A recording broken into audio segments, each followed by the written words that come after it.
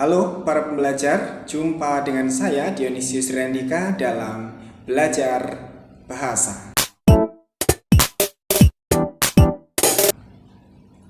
Bahasan kita kali ini adalah tentang teks laporan hasil observasi. Beberapa hal yang akan kita bahas antara lain pengertian, tujuan, sifat, struktur, serta kebahasaan teks laporan hasil observasi. Apa yang dimaksud dengan teks laporan hasil observasi? Teks laporan hasil observasi adalah salah satu jenis teks yang berisi laporan hasil observasi atau suatu pengamatan. Kemudian sekarang kita bahas tujuan dari dibuatnya teks laporan hasil observasi.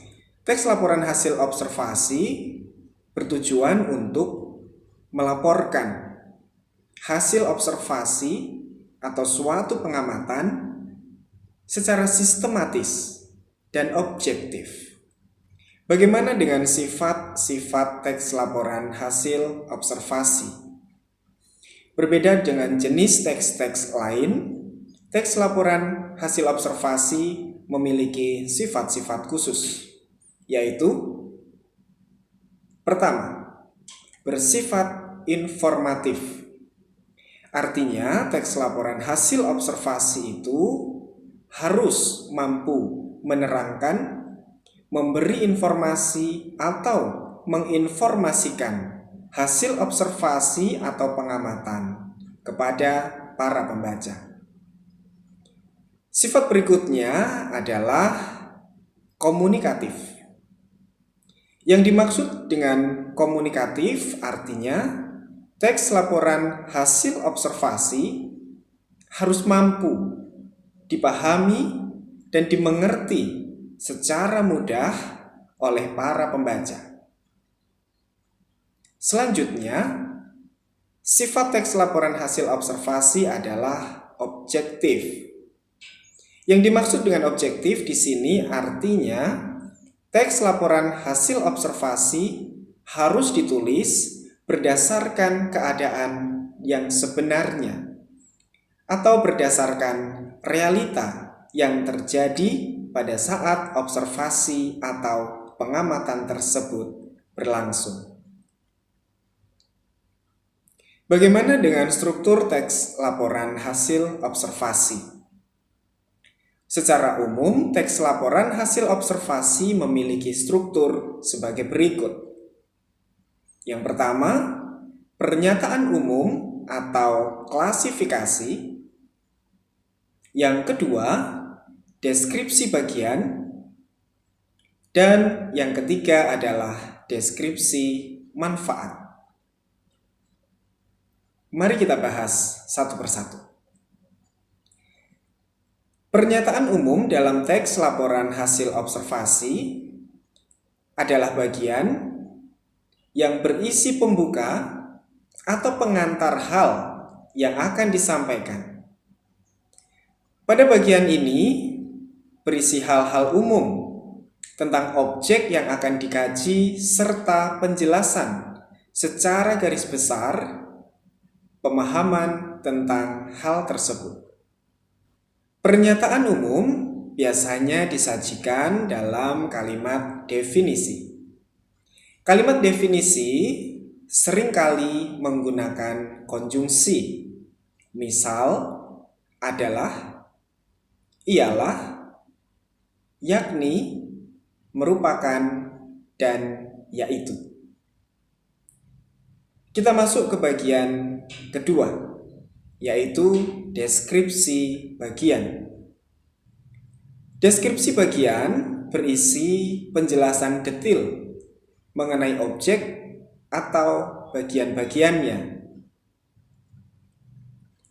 Sekarang kita masuk ke bagian yang ketiga dalam teks laporan hasil observasi, yaitu deskripsi manfaat.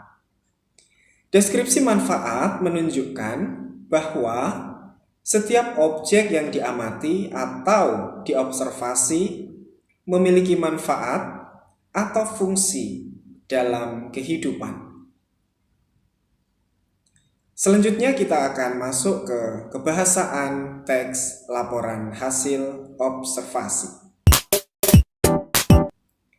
Kebahasaan teks laporan hasil observasi meliputi kata serta frasa verba dan nomina.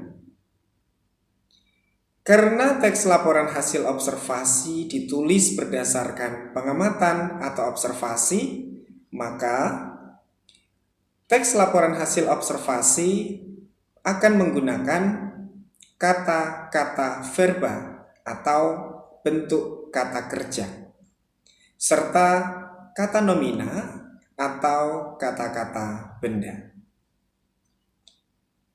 Yang kedua, kebahasaan teks laporan hasil observasi berupa afiksasi atau imbuhan. Penggunaan imbuhan meliputi awalan atau prefiks, akhiran atau sufiks, sisipan atau infiks, dan awalan serta akhiran atau konfiks. Kebahasaan teks laporan hasil observasi yang ketiga adalah kalimat definisi dan kalimat deskripsi.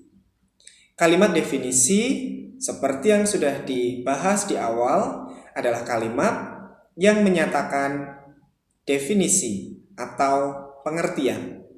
Sedangkan kalimat deskripsi adalah kalimat yang berisi penggambaran dengan tujuan supaya pembaca dapat memahami melalui penggambaran secara tertulis.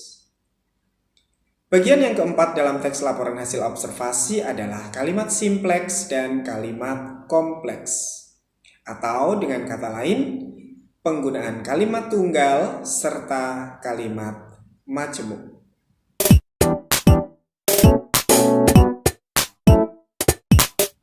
Para pembelajar bahasa, untuk memahami lebih jelas, untuk mendalami lebih jauh tentang materi teks laporan hasil observasi, silakan Anda baca melalui berbagai sumber referensi, baik melalui buku cetak, buku elektronik, maupun informasi-informasi lain yang tersedia di internet.